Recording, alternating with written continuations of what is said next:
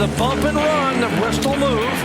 That's aggressive, but that's good. Good hard racing. Oh, he puts him out of the groove there. Oh, man. Will he get the bumper? Yes, he does. Here comes Logano. Logano on the inside. A drag race. They're sideways.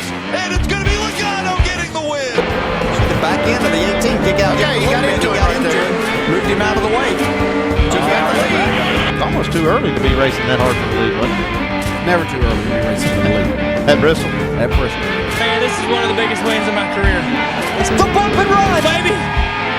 Oh, yeah. Welcome to the Bump and Run podcast. I'm your host, Michael D.Y., joined by my two best friends, Matt the Statman Reilly and Eric Daytona Ron. Hope you guys had a great weekend. Hope you guys had yourselves a Ross Chastain and a Ryan Blaney type of weekend. Ross Chastain was the big winner down in Phoenix, but Ryan Blaney was the bigger winner because he walked away with a Cup Series championship. Make sure you like, share, subscribe. Fellas, how's your championship weekend?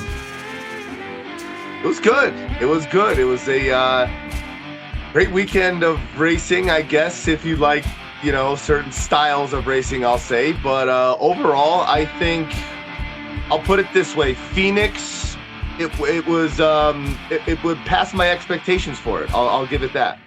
Yeah, it definitely passed my expectations for what we normally shit on Phoenix pretty bad, and I thought we saw a really great racing weekend, except for one series that we'll talk about. But got to congratulate Ryan Blaney on the championship. Got to congratulate Ross Chastain on the win, and I have to congratulate one Kimmy Schray because she won our NASCAR Fantasy League, walking away with the money in hand. Sweep.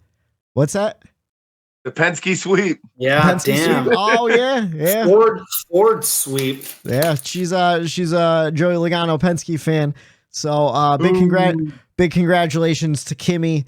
And man, I thought it was a great weekend. We're kind of looser this weekend or this week's show. But we do have a little bit of news to talk about from the this past week. Let's jump into it. So Ford introduced a new Mustang body called the Dark Horse Mustang. I was looking it up. I guess the Dark Horse Mustang is kind of their version of the Hellcat. Like Dodge has the Hellcat, and now Ford is releasing a real high performance Mustang. And I tell you what, I think this thing looks fucking badass. What do you guys think about the new Mustang Dark Horse?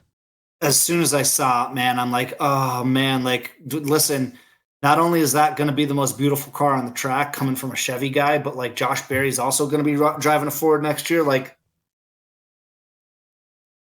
I don't know. I don't know. I think that's a mean looking machine, and it's going to be hard to root against that thing. Like, I'm looking at pictures right now, and it's beautiful. I saw the big conversation surrounding this announcement was the fact that the front fenders, people were saying, looks like it is going to produce a ton of aero. And people are wondering how it's going to compare to the other body styles of the other manufacturers.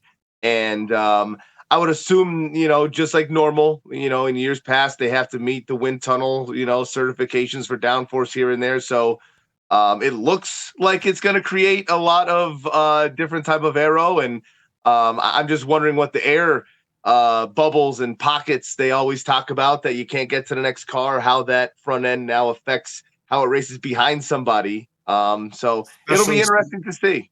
Especially super speedway racing. Yeah, that was the first thing that jumped into my head too, and I have to go back because me and you were talking about it at Shrey's house. Forgot to mention over the weekend, thanks to Robbie Shrey having us up to watch the championship race and the Cowboys game. I'm all out of sorts on this Tuesday. The show's off the rails already, boys. I went out of order. We didn't talk about Matt's weekend. We didn't talk about my weekend. I don't know. Listen, my weekend is the same as it has been. My weekend was the same as it has been. Yeah. Hunting, football, racing. But we were talking a little bit about it up there, and that was the first thing I noticed was just that it looks like an aero machine with those front fenders, the way they like scoop in and down into the hood. It's pretty aggressive looking. But yeah, like you said, Eric, it's got to meet all those standards. I'm sure it did.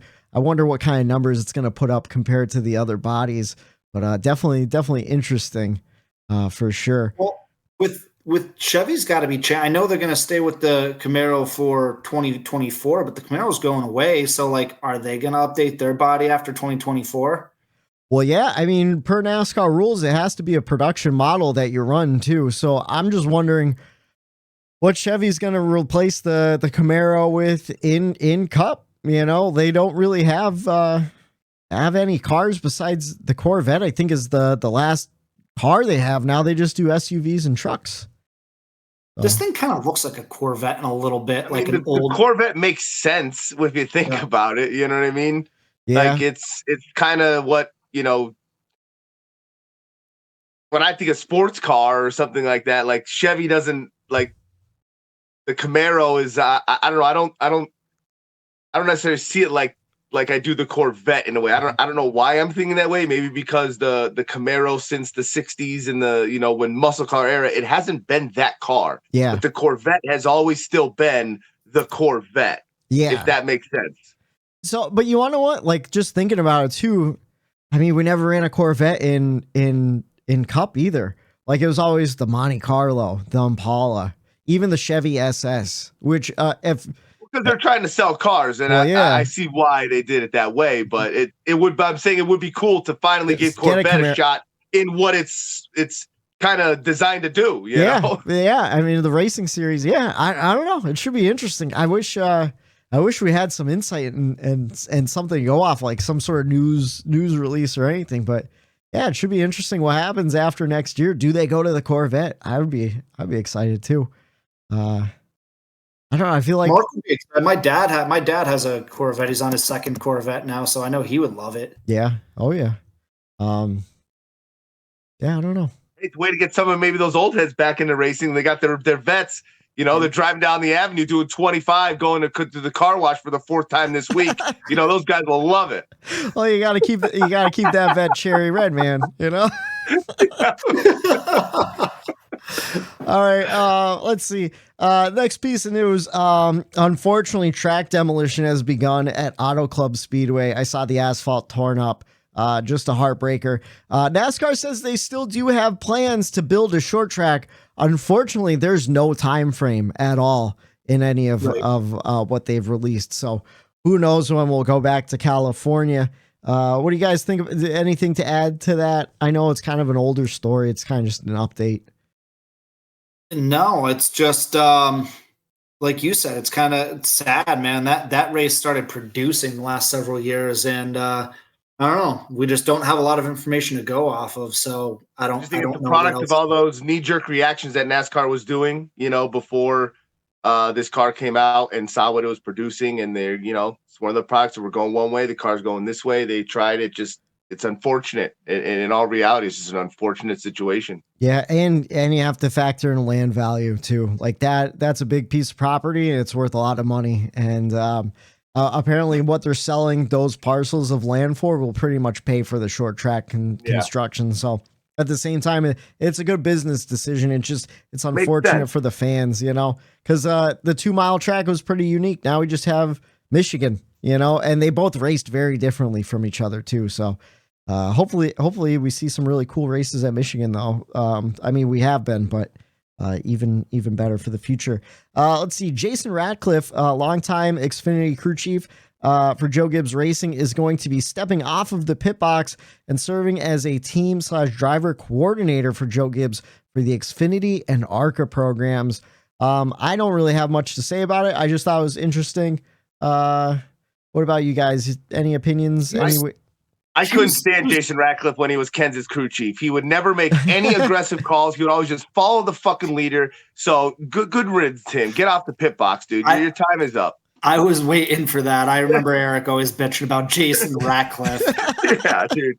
Like, come on, man. Like, I couldn't stand him when he was with Oh yeah, good riddance. You know what? I'm glad the passion's still there. You know, Kenseth's been retired for how many years now? He's been out of the 20, and it's still there. I appreciate that. I really do. That's a true fan right there. It sticks with you. That shit doesn't just go away. You know what I mean? Like, no, I like it. I love it. Let's see.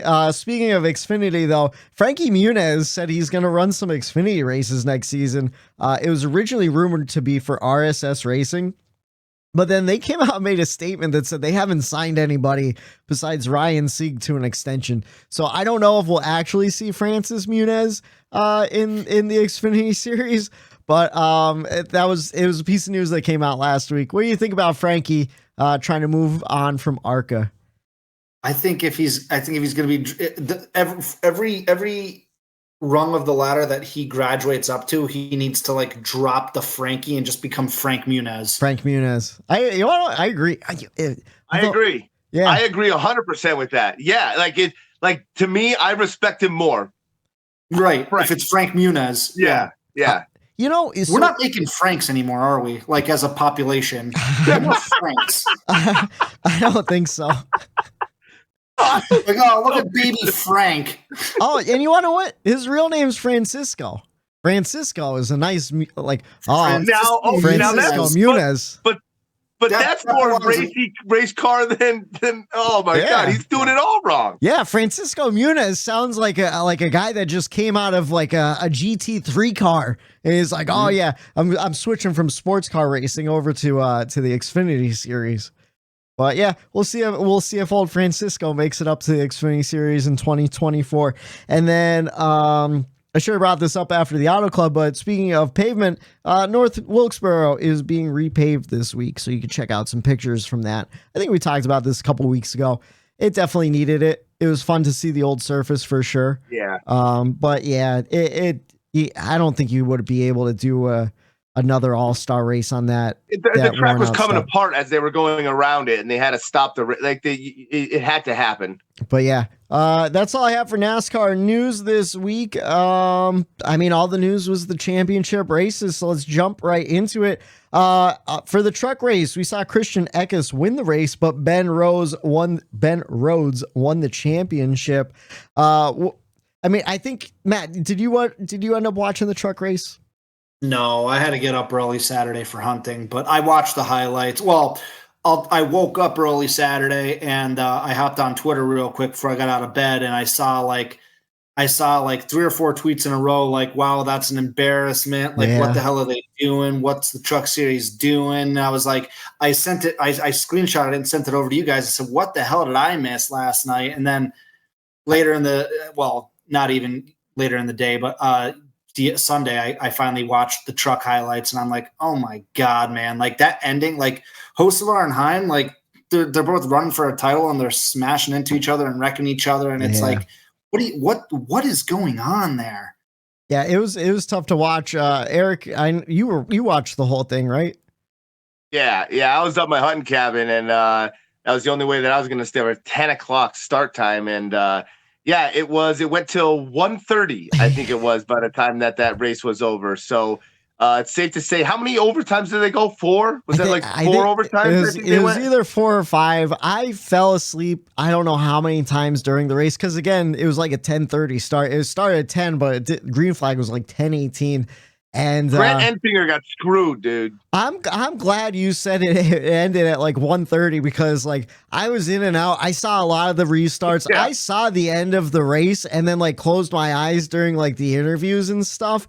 And then I woke up to a baseball game or something on, and it was like 1:30. I'm like, did I fall asleep for like another hour? I thought it ended at 12:30, but I guess it didn't. I think I probably only fell asleep for like 10 minutes or so. I know Bag Man from the morning drive was, because he was calling the race for MRN. Yeah. I think he's like, I even said like out loud, like, what the hell are we doing here? It was an embarrassment. And Eric's 100% right. Grant Enfinger got screwed. He should have won that championship, man. He really should have. Yep. Because it's what we're talking about. It all came down to Hocevar brake checking up on Heim and then taking himself out. Like, if he doesn't do that, Grant Enfinger's winning that race. Oh yeah, and then even in those closing laps, because I don't know how many green white checkers there was, but in the last one before they took the white flag, There was a car he on was the right wall. on his ass. He went from 20th, I think it was, to like, and he almost he had a shot there, yeah. But it was. But then there was just a disgraceful act of racing at the end. There was a car in the wall, and they never threw the caution either. So like NASCAR screwed him not throwing the caution also because,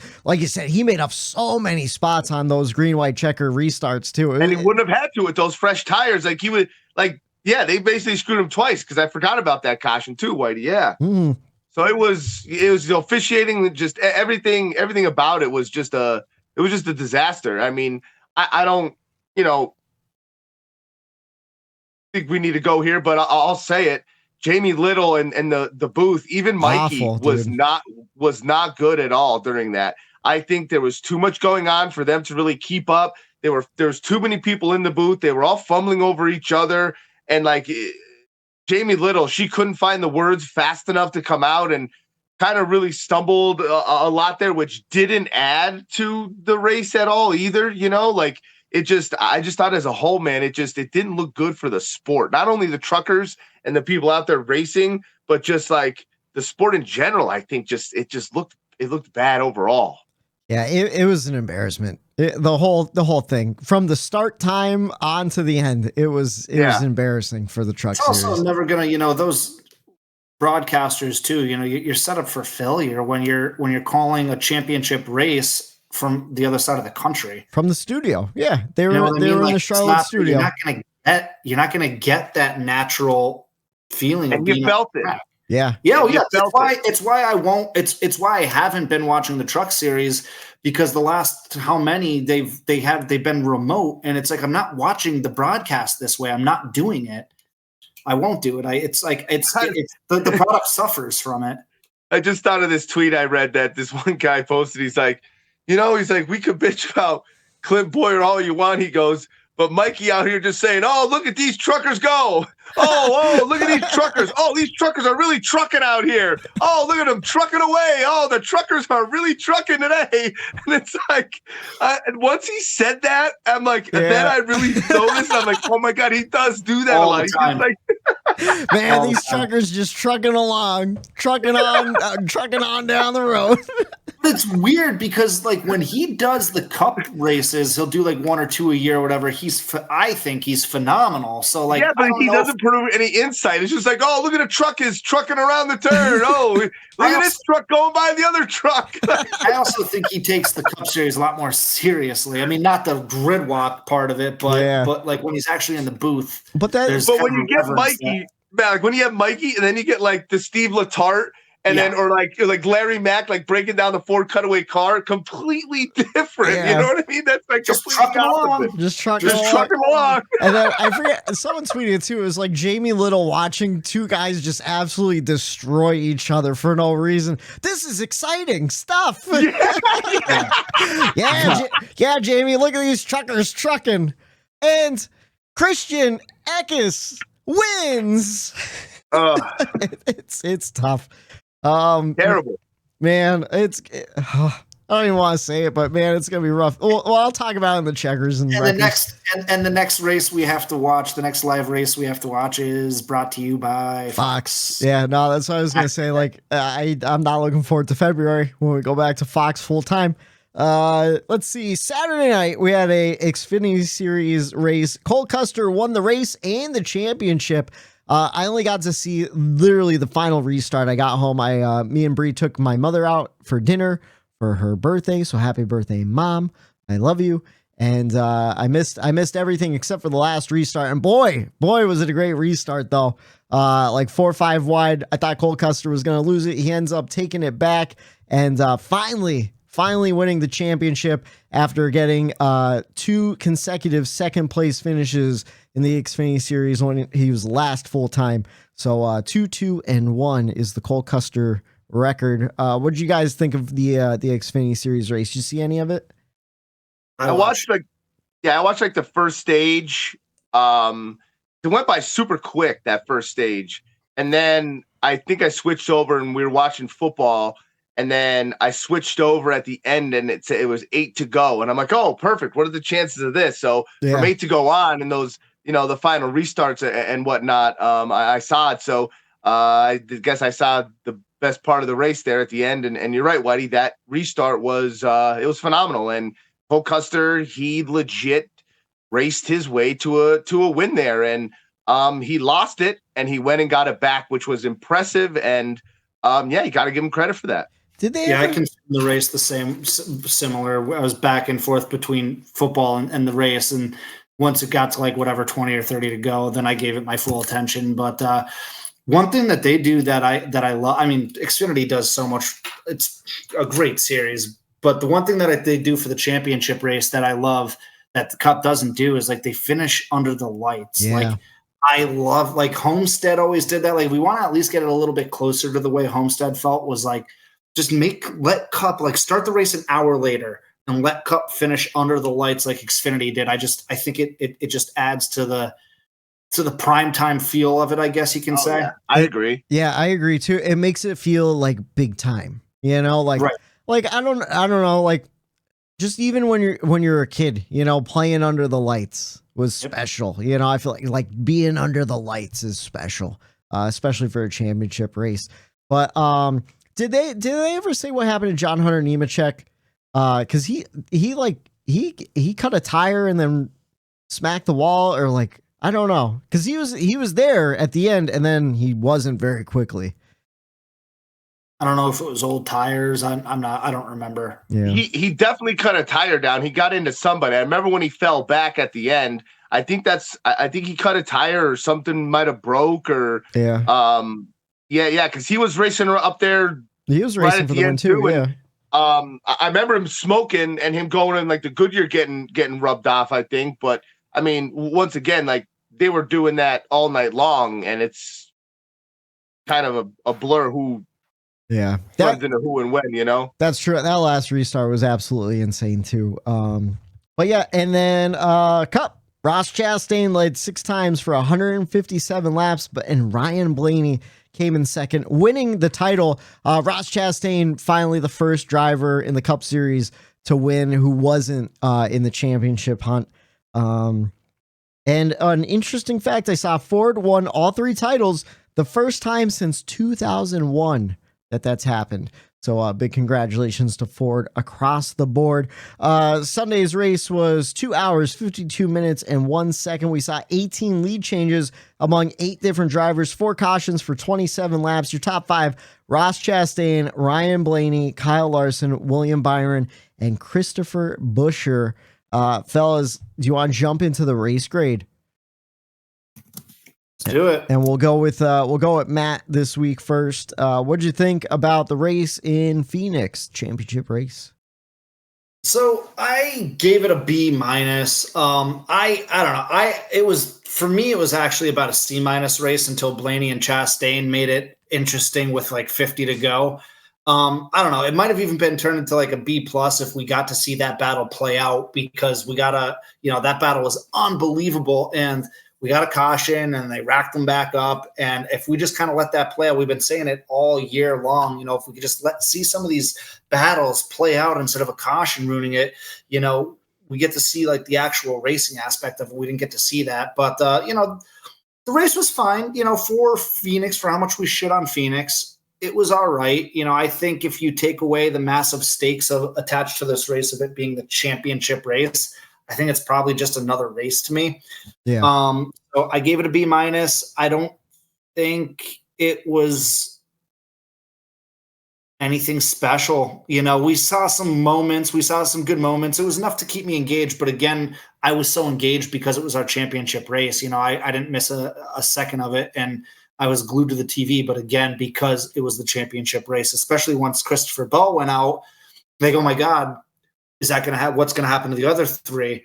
And then like every year it crosses my mind. I don't know if this ever happens to you guys, where it's like, for the sake of like saving the embarrassment of NASCAR, I pray to God the championship 4 don't all get into an accident at the same time with like 130 laps to go, because what would NASCAR do at that point? Yeah, then how do you sell the rest of that race? Like, how do you build it up for the excitement and everything? Like, of course, the race is going to go on, but like what you came to see is kind of all done, Right. By the time they sort it out and they announce like, okay, well, Blaney's your champion and there's still 95 laps to go. It's like, well, what do we do here? You know? It's like, oh, click. See you later. Yeah. See you next season. You know? So that's a real doom. Not to be negative. I'm not trying to be negative, but like, that's a real doomsday scenario that like, could you imagine? Like, what are the odds? You know? Right. But I mean, it could happen though. If any year this is the year, some guy on the inside drives in too hot, washes up the racetrack, and they're 3 wide. Someone's in the middle. All of them are going up into that outside wall, and one of them's getting slung back down onto the racetrack. Especially, they're all racing around each other, and especially at that track, like Eric said. You know, someone slides up or misses a turn or something, takes out 10 cars. That's the Larson Denny Hamlin move. You know what I mean? Just to drive in too far and use up the guys you're outside. And hey, 8's better than 4, and you know, it's as many as you want up there is going to be better. So they didn't care. And that there's a couple points in that race where they were 3 wide, all championship drivers. So there was a point where I think it was Ryan Blaney and Kyle Larson. Blaney was near the fence and Larson was coming up on him. I go, this is where they wreck each other. And William Byron takes the win right here. Like, this is how it happens. Of course it didn't, but like it could have. And I forget what restart it was. But there was a restart where guys got stuck 4 wide in a turn where like it's real. I think it was like going into turn 1, and even the broadcast is like, I don't know if they're gonna make it stick right here. And there's gonna have to lay off, And I forget who was involved, but there was at least 2 championship drivers involved in it, and then there was like a third non-playoff driver. I'm like, oh, this is how it happened. It might have been Ross Chastain. It might have been Ross and Blaney and Larson, to be honest with you, but I can't remember for sure. But yeah, what a nightmare scenario that would have been. Man. I thought it crossed my mind a couple times, but sorry, I didn't mean to get in the weeds there. B- for me. All right. How about you, Eric? What'd you think? Like the championship race at Phoenix, I tried to just go into this clean slate, clean whatever. It's new car, new this, whatever, new package, new tire, new race for me. I knew all of this was going into this race. Over the course of the season, they've upgraded this car and done whatever they could within the means of the teams to make short track racing better and change the tires and do whatever they could. So I had an open mind going into it. And I think Phoenix, it blew my expectations out of the water. I give that race an A. I absolutely love that race. I thought throughout the whole race there was battles all day long amongst the championship drivers, 2 wide, 3 wide, and the one thing that I noticed was Blaney was a part of every single one of those. Yeah, and that is why I think he really earned and deserved that, was because you look at the highlight package, any kind of crazy epic battle, Blaney was there. You know, it was Blaney versus Chastain, Blaney versus Larson. But it was Blaney, Christopher Bell and Larson at one point. It's just like he was battling everybody at some point in time during that race. And I mean, him and Byron, they touched doors a couple of times on a couple of restarts. And it was, I just thought that race, although I hate they cut the dogleg off, which that causes a lot of that crazy drama and going from the flat up to the banking, which gets cars out of shape and whatnot. And you don't know as a driver where this guy's going to be. I thought the racing was great. It did, Matt, yes, have the championship feel, which probably boosted it up for me a little bit for sure. But I like that. It did it for me. That's what Phoenix might need with this car, is the fact that, hey, I don't know if Blaney necessarily would have been as aggressive as he was if it wasn't championship race. So, maybe those battles that we saw were produced only because of what was at stake. But I enjoyed it. I thoroughly enjoyed it as a championship. I think I can't shit talk Phoenix at this point in time, because to me, it produced as a championship race for this 2023 season. I'm glad you said it, Eric, and I'm glad I'm not alone, because I also gave it an A. I thought what we saw in Phoenix was probably the best race at Phoenix I've ever seen. It was hands down. Yeah, that hands down. Yeah, and Phoenix races. What's that? Oh yeah, I thought. Yeah. What am I missing, man? I did not. That race was okay to me. But you want to know what? I think because the Phoenix racing that I'm used to is so bad, where it's like it was better. And I will say that it was better. Like I'm not like I really am trying to keep an open mind about it. I don't know, man. I think I'm just so beat down from that racetrack that it's just like I love Eric. Your point of view going into it, where it's like, knew this, it doesn't matter. Let's just go in with a clear mind. And I wish I could do that with this track, but I just like, I don't know if I would hate this track so much if it didn't take the championship race. Like, it just, the fact that they have our championship race at this track, that like fans have been screaming from the mountaintops, do not bring the championship back here. And NASCAR keeps bringing it back. I think I'm just so sour about that, where I'm tainted. And here's the thing, I wanted to say, I think if this race happened in the spring, it wouldn't have been an A. But because the guys that were in the battles, it was all the championship guys. Like it wasn't like one guy ran away with it. Like, yeah, Blaney had a fucking car, but he was working it. He was working it all day long, you know? He made the show. I mean, he made it. Ryan Blaney, if there was ever a deserving winner of a championship, that was it right there in this particular format, because he earned every bit of that race. Now, it was because, and this is the reason why I think I enjoyed this Phoenix over the years past, is because did you see how hard it was to drive those cars? It was. Blaney was really getting out of. Everyone was getting out of shape. How many times? Did someone have to save it? Christopher Bell had to shave it. Kyle Busch gets like those cars were on edge. That means there was enough tire fall off that it meant something, and you had to really have that car's handling underneath you. And you know, anytime that a wheelman has to get involved in winning a race, and you saw how aggressive and how like the in-car shots of Ryan Blaney really like manhandling his car to make it turn and do some of these moves to get around cars. I just thought that went into my grade too. Like just the improvement of just this car on these racetracks, how hard they are to drive at certain racetracks. And I think Phoenix became one of these racetracks now where, you know, we talk about how Darlington, it's hard to drive and get around that. I think it's becoming one of those racetracks with this new car and this new tire and the way it's racing. It was hot, where you have to be under control. And I mean, I guess it always was with Harvick. You know, it's all about the pedals and rolling in. And Blaney, that's what he did the best. He was able to roll those corners on the bottom and then throttle out. He did that better than anybody. And when you could learn and figure that out, I think this was like a driver's championship, driver's race. And you know, it just wasn't, you know, that arrow, boom, whoever has the fastest car is going to win.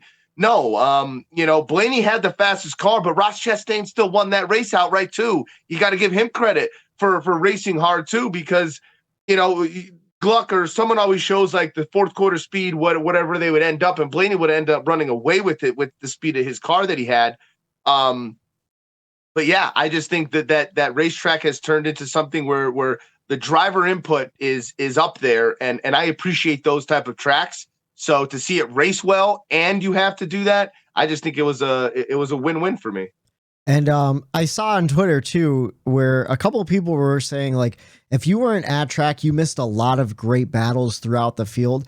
Obviously, like the NBC, we know how that goes, man. Well, yeah. And like obviously the NBC broadcast really not going to show anything besides the championship 4 guys, so it's understandable. But if we got to see those types of battles throughout the field too in the spring, it might be a good race in the spring too. I don't know. We'll see what happens. I'm excited for the future after this race. It was enough.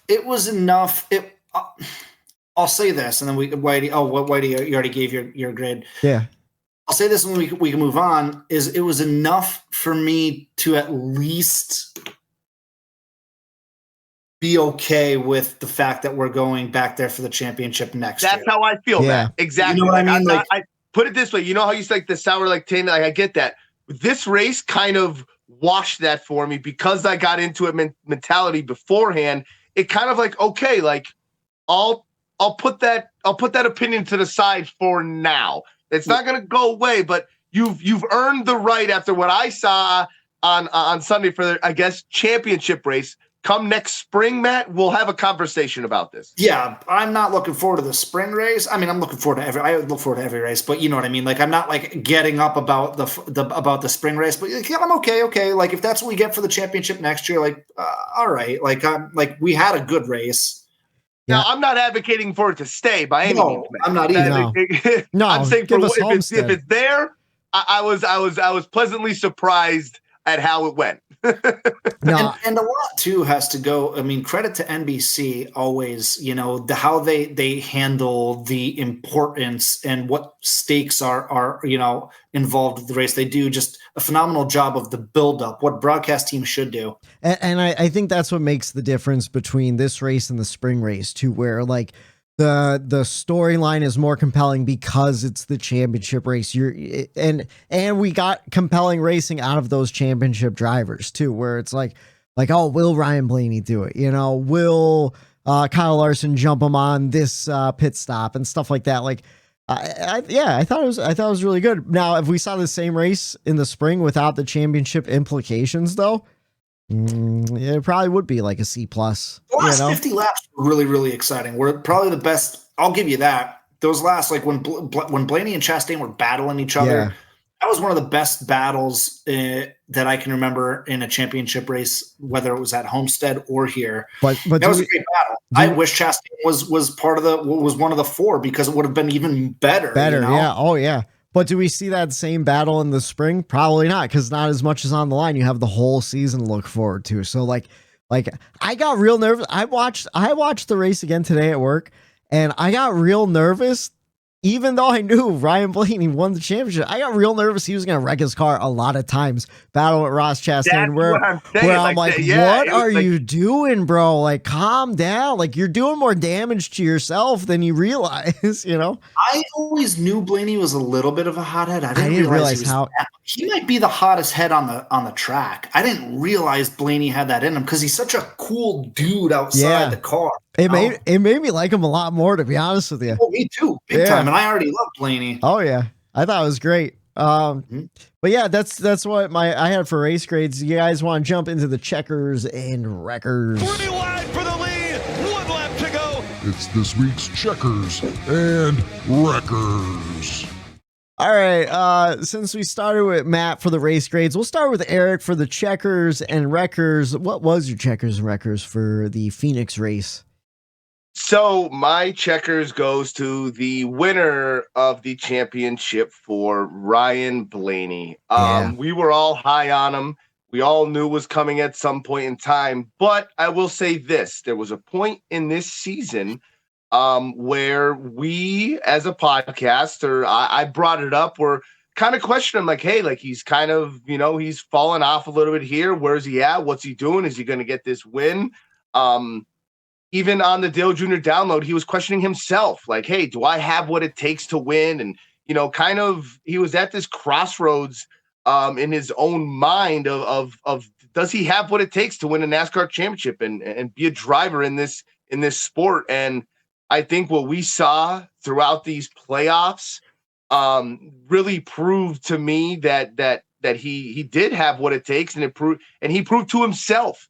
And he proved to all those haters that he does have what it takes to be a champion, and, winning the races he needs to win to get into the next round. And, the way he raced, we talked about it. Aggressive, did what he had to do. He's, elbows up, and he was really wheeling that car to victory lane. And, I just, all hats off to him. It was well-deserved. And,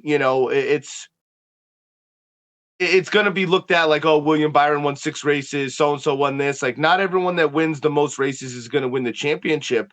Sometimes the one that wins championships, they have those championship moments, and those moments necessarily don't have to be race wins. Yeah.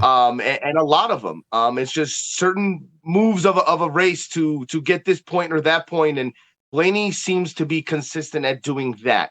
Being in the right place at the right time, consistently doing it. And the wins night might not be there, but the consistency with him always is.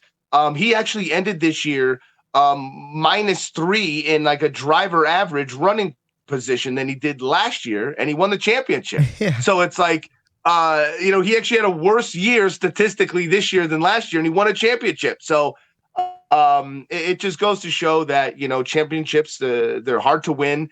And I just had to give credit to Blaney, and he deserved it. It was well fought win. Much like we always say too, like in our sport, where it's hard to win a race, and then once guys seem to get over the hump and get that first win, the next wins come a lot easier.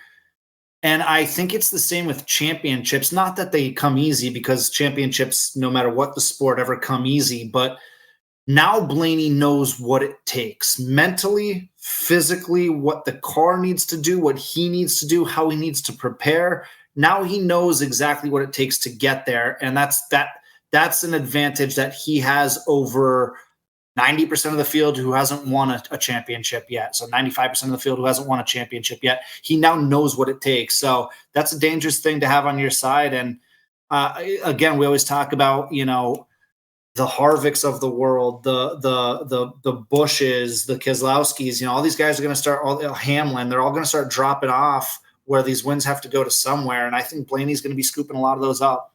Yeah, I agree. And we talk about momentum a lot, and he just had the momentum in the right time, and it was a full team effort too. And like you said, Eric, he doubted himself. He said it after his Charlotte win, where he went on a long dry streak and then he won the Coke 600. He got out of the car. He said in his post-race interview, he goes, it comes to a point where you start doubting yourself. And then even after that Charlotte win, I had to look it up. He only had 4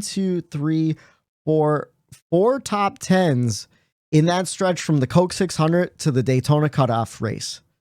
4 top 10s. He had a lot of 30th place finishes, a lot of sub 20th place finishes. The whole summer. That's wild. There was reason to doubt. There was reason to question it. We know that you could get that one win here and there, but it's how can you capitalize? And you're right, Whitey. It's the momentum. It's how you respond. And we talked about the Christopher Bells.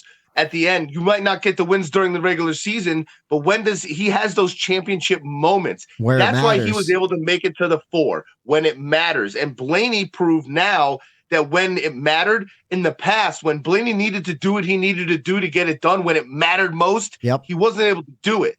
Now he was able to do it. Like Matt said, he overcame those situations, and now he has those to learn from, to look back on, and to say, hey, you know what? I got past that. I won a championship.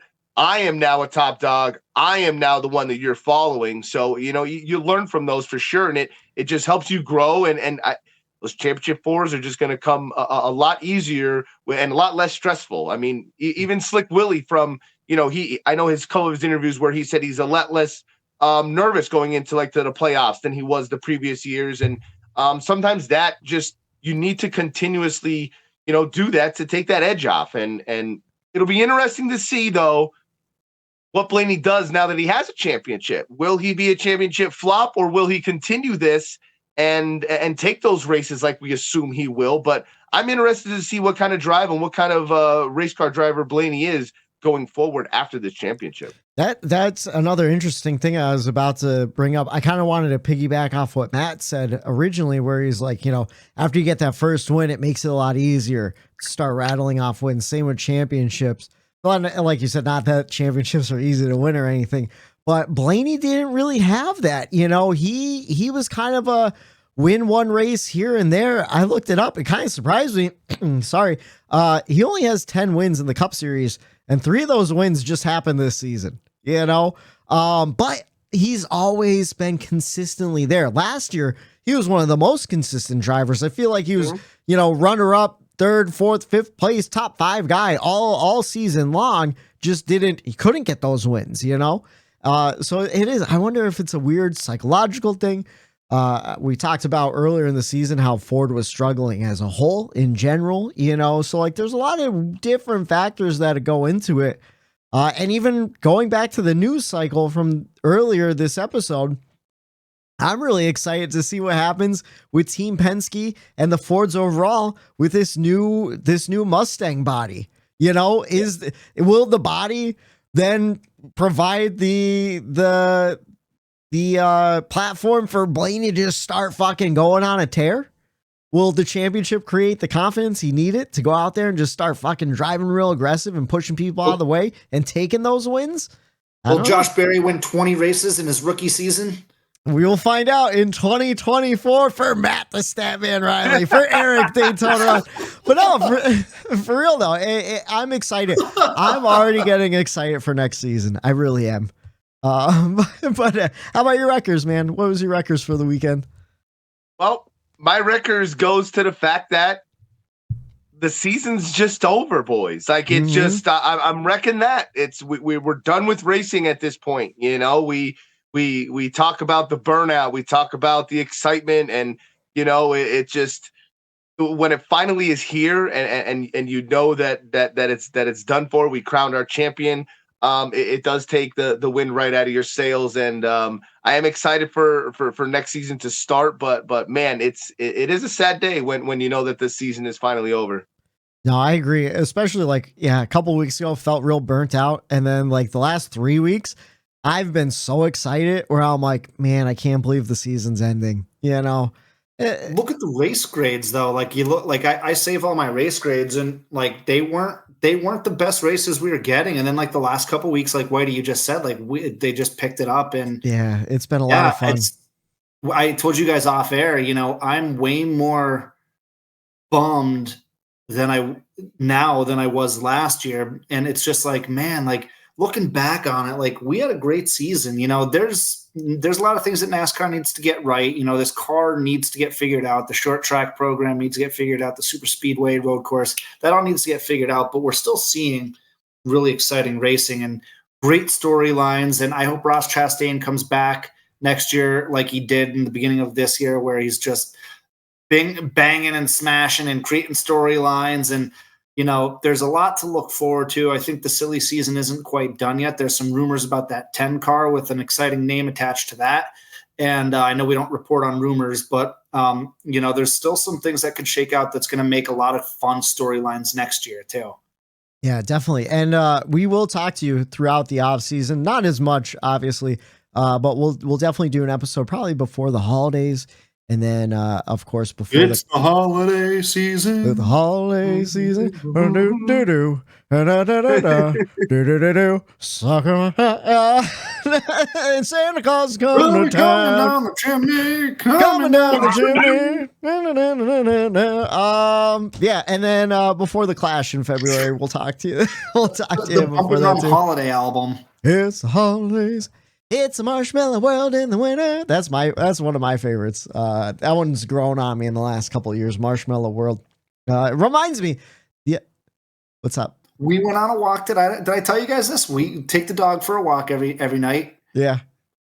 One house already has Christmas lights. One house already has lights up. The people next door here have their tree up. You can see it through like not exterior lights, but you can see through the window. They have their tree up already. No, have some goddamn respect for Thanksgiving. That's all I have to say. Our good friend Bubba has his tree up already. I know he does. Yeah, he loves Christmas. To each their own. But and whatchamacallit, do they have their Christmas lights on, or are they just up? Because we've had some nice weekends where I'm like, well, maybe I should hang them now, but not turn them on. That's definite, Whitey. That's definite. That's different. These were on. Yeah, I'll probably still wait until it's nice and cold, and then I'm freezing my ass off out there putting up the Christmas lights. That would be typical Whitey fashion. Yes, don't do it now when it's the best time to do it. Wait until the last minute. I'll be out there Black Friday. 30 degrees. All right, Matt, how about your checkers and wreckers for the weekend? So my checkers is, and this might be controversial, or maybe it's not, I don't know, but Ross Chastain gets my checkers for the way he raced Blaney. We kind of touched on it a little bit earlier. Yeah. But he raced him as if it were any old race, and hey, listen, he had a job to do, and that's go win a race of his own. So I don't know. I actually think he raced him clean. Like he threw some blocks, but I didn't think anything was too egregious, in my opinion. And he made for a really good show. And, I think, I was totally good with him racing Blaney as aggressively as he did. That was old I say old school Ross Chastain as if he's 50, but that was the Ross Chastain that we saw a lot in the earlier part of the year that was creating all the drama and all the excitement that we were talking about. And I'm so happy we got to see it again. And, I'm also okay with the fact that Blaney got pissed off with Chastain for how aggressive Chastain was driving him. I get both sides of it, but it worked out for both of them. Chastain won the race, Blaney still won the championship, and the fans got to benefit from it because we got to see an exciting battle that was meaningful. It really did make it real exciting too. Like it was really exciting. Yeah, and that's one thing that's wrong with this car is that is the air. You can't the clean air up front. Ross knew, hey, if I lose this clean air, I'm done. Even though he might be faster, he knew how important that clean air up front was. So yeah, you're gonna look in your mirror and you're gonna keep that 12 behind you. And I agree, Matt. I think that was clean racing. I thought that was just hard battling. Like I said it. I don't know if it was last week before the championship or maybe 2 weeks prior, sometime throughout the playoffs.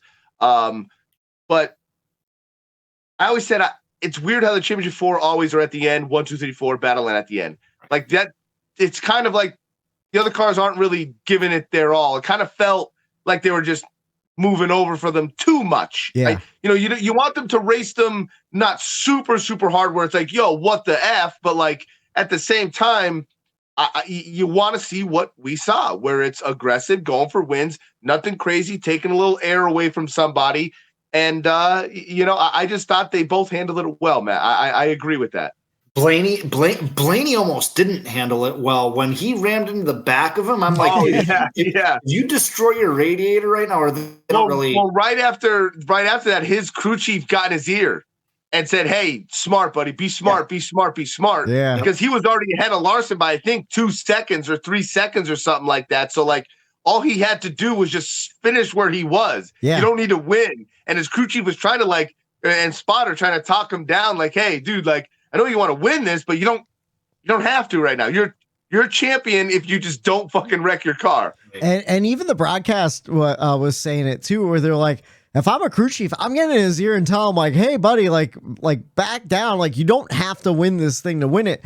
I think like Blaney thought Larson was closing the gap, but he really wasn't. Like the times weren't changing. Locked in he was though. Like you're just so locked in and like you're in the moment. How do you not?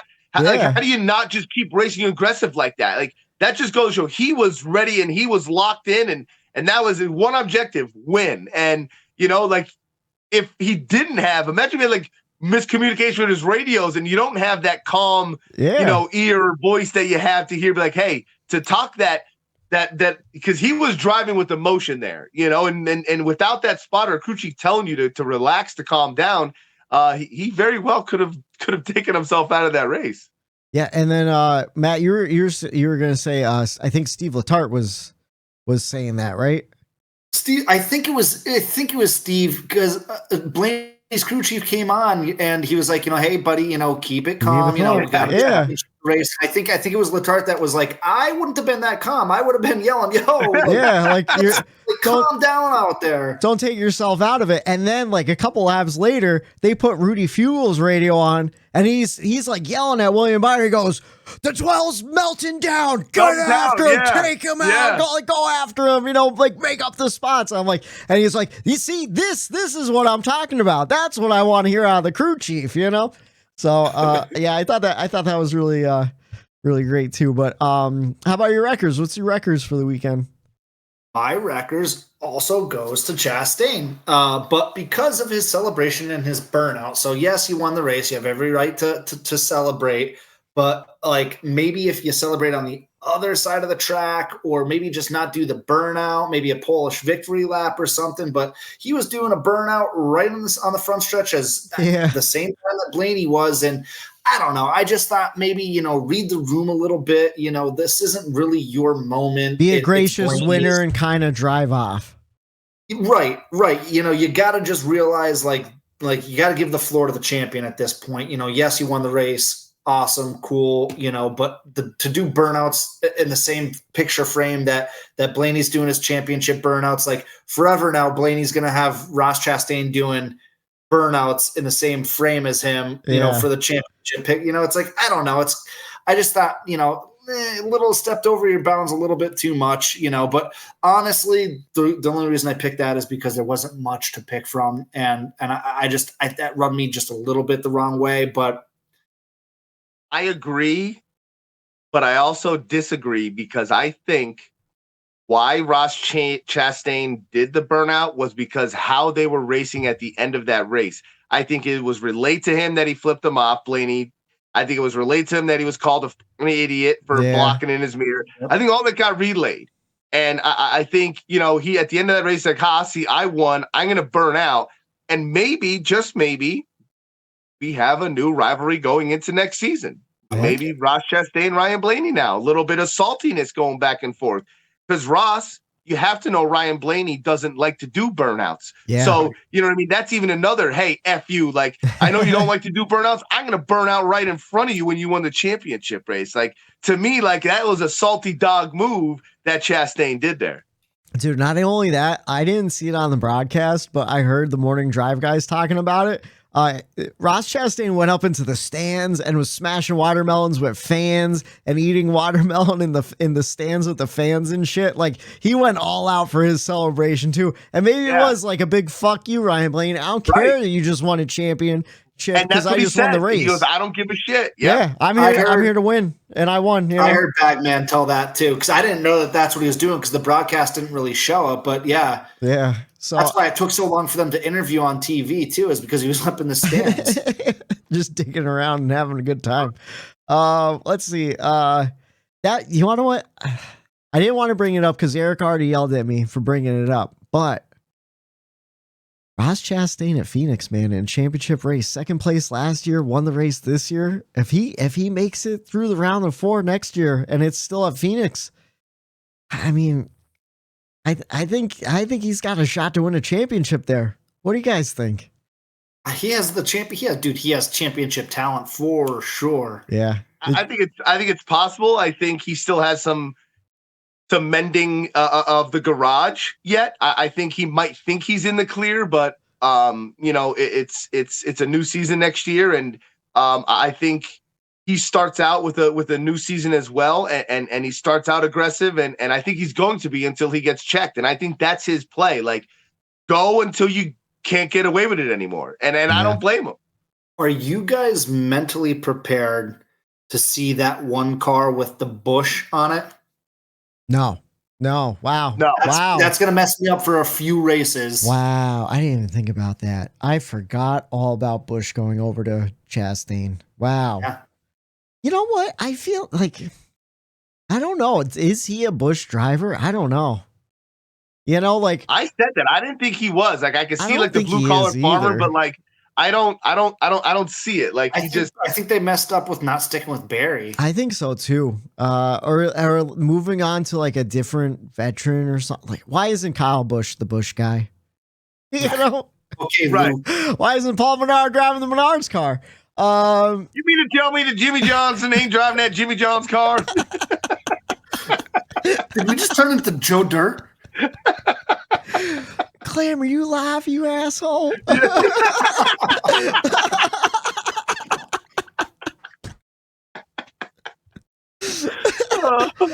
Oh man.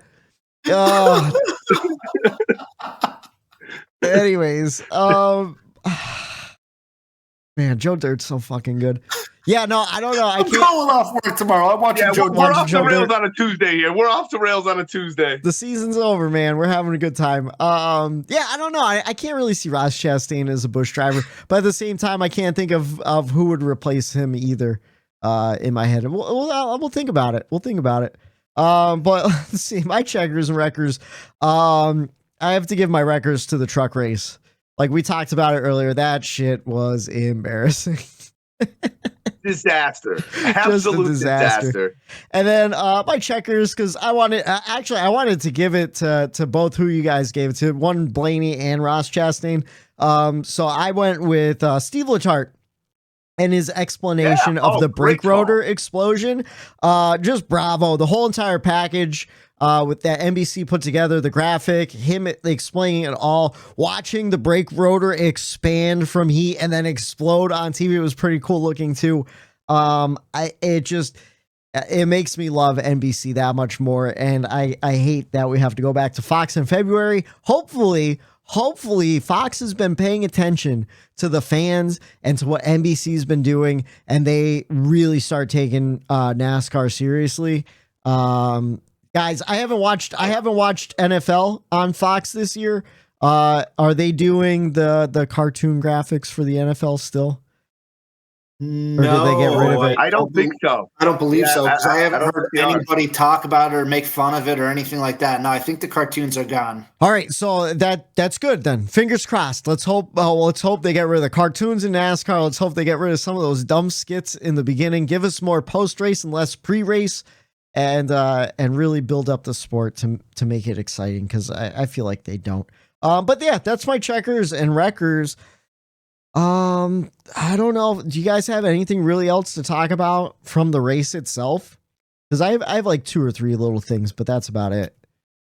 No, I threw on the last EJ shirt of the year here. Yeah. Legion, he was out there. He ran top 10 for pretty much damn near that whole entire race. So that made me kind of excited for if the championship goes back there and he goes to Phoenix. I know that he qualified 7th. He qualified well, and he ran well in that race. So for as much as the season is ending, that race and his race performance gave me some hope for next year, that if he makes the playoffs, at least that Phoenix in the championship, he has a shot. Just to stick on talking about our drivers for a second, I was just happy Chase Elliott was finally able to find victory lane for the first time this year. Oh, to give Blaney a congratulations. Yeah, I saw that. That's a good one, Matt. That's funny. What should we call it? Harvick. Buescher. I mean, if he did he was, if he made that last championship round, he's right there at the end too. He was up there, P2, up there battling for the lead. Like, I think 5th. The people who look at it, Chastain, Blaney, Larson, Byron, Buescher, they all, in my eyes, would been completely worthy of winning it. You know what I mean? And the only thing I could say more about the race is the race was good, even though the guy I was rooting for went out early. I wanted to mention that. That is another reason why I gave it an A, because man, I was pissed when Christopher Bell's brake rotor exploded and he was done. It's like, man, that's who I was rooting for. That was my guy at the time, and I kind of was deflated. But the race kept me in it, and it held me strong even without the person that I was rooting for. So I thought that was another indicator of a good race. Yeah, Buescher's drive was someone I wanted to bring up, because he didn't qualify very well either, and like you said, he was right up there in the mix. And then Kevin Harvick. For a good portion of at least the first stage and everything, I thought he could have spoiled it too and walked away with the win. Like, could you imagine just the storyline walk-off win for Harvick? But it still finished top 10, kept that 21 race top 10 streak alive, which I thought was just an absolute amazing feat. And you just gotta say, what a career for Kevin Harvick, man. That is one thing I am looking forward to for Fox is Harvick in the booth. I think he's going to do a great job, and I'm sure he's going to take it real serious too, because he's funny sometimes, but he's a pretty serious guy, especially with the sport of NASCAR. So talk about him, and then there was one other driver that kind of stood out to me. I can't remember right now though, but yeah, I thought it was just a great race, man. I thought it was a really good race. I thought it was a great finale. And I'm ready for Daytona already. But yeah, it'll be here soon, buddy. Well, here's the thing. Everyone loves to talk about the winner of the race won Ross Chastain. The winner of the championship won Ryan Blaney. Unfortunately, we got to talk about the last place driver. It was one Christopher Bell. We already told you he broke his brake rotor, just exploded. just blew up, ended his chances. And now, he do you blame finished that last. on JGR or do you blame that on him over driving the brake? I mean, JGR can't get the benefit of the doubt after the. I just think JGR, like I said it a couple weeks in, it might have been about Denny, but you know, like look at Kyle Busch last year and look at JGR's equipment just doesn't. They put out shit cars for when their drivers needed them the most. I feel like I was gonna put the blame on Bell, because Bell radioed to his crew chief. He's like, I need something for these brakes. He goes, there's nothing you could do. And then they told you, like, they kind of explained it on the broadcast. Steve Letarte said, like, yeah, I mean, you run your brake fans, you put tape on the holes. There's no holes. There's no tape on Christopher Bell's brake ducts, you know? So, like, there's not much the crew chief could do. It just, I think Bell was just kind of running his brakes a little too hard. They'll figure that out with SMT data. Like, we'll never know for sure, really. But in my head, no one else had brake problems, you know? So you got to chalk it up as driver error, kind of, right? I don't know. Like, I would think that would be like a rare, like weird mechanical, like a part failure, you know what I mean? Like, it's just a freak thing that happened, and he got a lemon of a part. But I mean, short track guy like that. I don't know. Like, I think he knows how to get around that. Like, he's been in there enough where they wouldn't put a setup in his car that he's just going to burn it up either, you know? That's true. Maybe it was a setup issue. I mean, he was stuck in traffic for a while too, like dirty air and everything. Dirty like, air, you're getting warm air put into the nose of the car. Like, it's not cooling the brakes as much.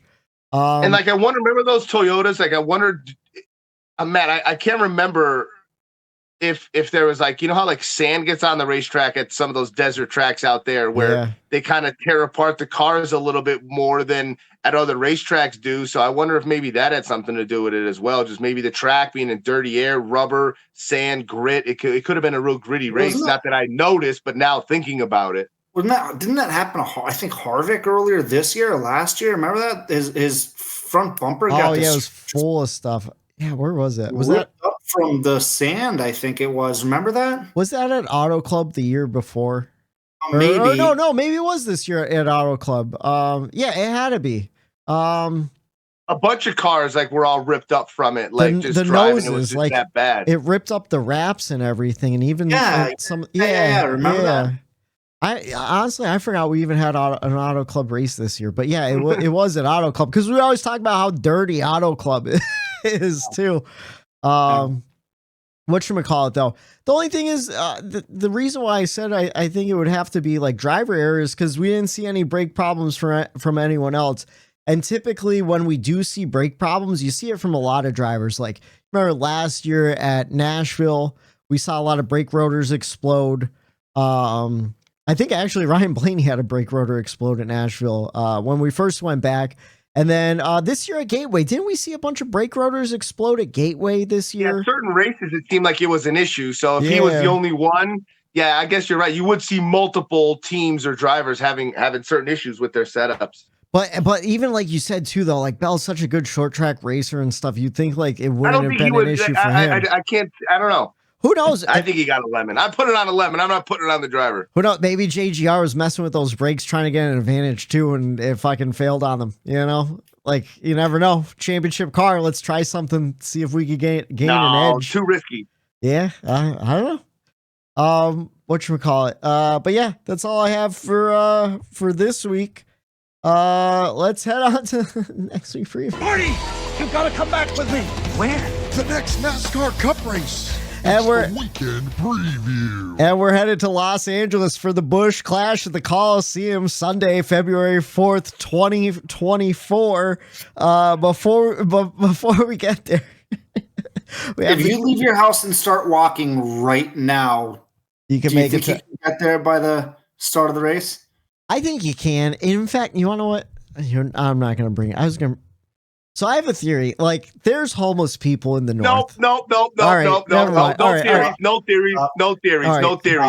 We'll see y'all in fucking Homestead or where are we going, Whitey? We're going to the Clash of the Coliseum, February 4th, 2014 or 2024. Wow, it went back a decade. But first, we have to go over the points because this past week for Phoenix, Matt, you picked Kyle Larson. He got you 34 points. So you won the weekend. I picked William Byron. He got me 33 points. And Eric, unfortunately, you picked Christopher Bell. He got you 1 point. Here's the thing. I didn't realize until this week, and probably last year at this time too, NASCAR Fantasy championship drivers don't collect stage points. I think that's why you brought that up, and it's I didn't. I don't understand why, but I don't either. Did that affect the outcome at all? I don't think it did, right? No, but you want to know what? I think I gained points on guys because I ran out of Kyle Larson plays, so I didn't play Larson, so I had to play an extra non-championship 4 guy, and I think those were the bonus points to help because I picked Brad Keselowski. He got me a bunch of stage points and shit. Anyways, regardless, I just wanted to go over the totals for the season for anyone that cares. Eric, you finished out the season with 1,024 points. Matt, you finished the season with 1,089 points. And then I finished with 1,121. So I came in first. Matt, you came in second. And Eric, you came in last. And next season, I think we'll figure out something fun to do with the picks next season. But that was our championship standings for the podcast. I almost had a comeback at the end there with my 3 winners in a row, but you made up so much ground with T-Bell. Like if T-Bell won, maybe no, with championship points, maybe not. And here's the thing too. I couldn't remember if you picked Bell or Blaney to win the championship, and I thought you were gonna go 4 in a row, which blew my mind. Where I'm like, no fucking way. I wanted to pick Blaney. Like I thought Blaney was gonna win the championship, but in my heart of heart, I couldn't root against C. Bell. It was just the DeWalt car 20. I was cheering it on for way too long. Yeah, I get it. I understand. You have to go with. And Matt's already on vacation. Look at. Yep, Matt's in island mode, baby. Just nailed it. I'm on off-season vacation, boys. We're right there along with you. But like I said earlier, we will return for at least 1 or 2 episodes throughout the off season. We'll do like a season recap and maybe a little awards ceremony of our own. We teased that last year and that never happened, but this year it's gonna happen for sure. And then of course, damn tuxedo shirt. We got to get. I bought the tuxedo shirt for the award show that never happened, and so I just ended up wearing it around the house. Already got a damn hole in the underarm. It's those Amazon dropship T-shirts. They don't last very long either, though. But boys, I had a great ride this year. I want to thank you once again. For pat yourself on the back, boys. Yeah. Good year. It's a great year. Gonna miss you, boys. I'm gonna miss you too. Of course, we'll see each other throughout the off season, but it has been a lot of fun doing it for a 3rd season, getting to meet up with you guys once a week and horse shit, not only about NASCAR but off the air about all sorts of stuff. And that could be a whole nother type of podcast all on its own. All you guys out there that listen every week that tune in, we really don't know why. Honestly, sometimes it kind of is shocking to us, but we appreciate you listening and getting a little glimpse into our world and our sports fandom for NASCAR, and we appreciate you guys commenting, liking, subscribing, and always spread the word and spread the butt cheeks. Yeah. One last. I know. I'm sorry. Me too. Huh? No, I don't know. Listen. I want to mirror everything that you guys just said. Thank you to, we said at the beginning of this, we didn't care if there was 1 person listening or 1 million people listening.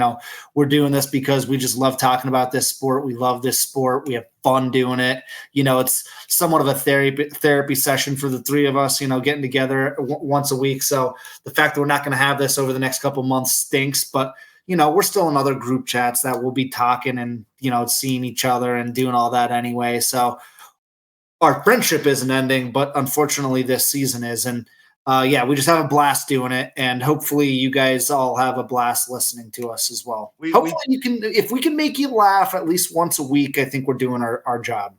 We think of ourselves as the Wayne's World of the NASCAR podcasting. You know what I mean? Like we're doing it. We're doing it for you guys. We're doing it for the fans. And on that note, party on, Matt. Party on, Eric. For Matt the Statman Reilly, for Eric Daytona Ron, I'm Michael D. White saying have a good night.